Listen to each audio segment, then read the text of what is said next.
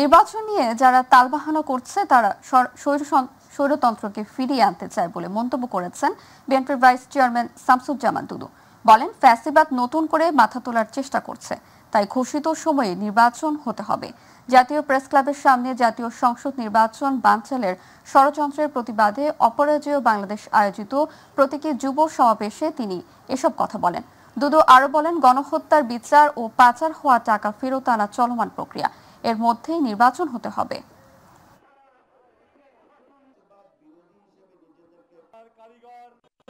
গণহত্যার বিচার এবং টাকা ফেরত আনা এটা একটা চলমান প্রক্রিয়া।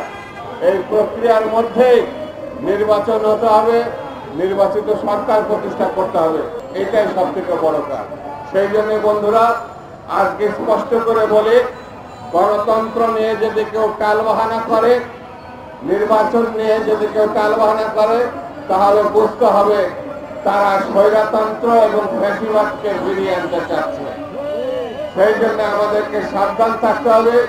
জনাব তারেক রহমান সাহেবের নেতৃত্বে তিনি যেভাবে 16 বছর নেতৃত্ব দিয়ে ফ্যাসিবাদ মুক্ত করেছে বাংলাদেশকে, এবং তার নেতৃত্বে বাংলাদেশের নির্বাচিত সরকার আমরা প্রতিষ্ঠা করতে চাই।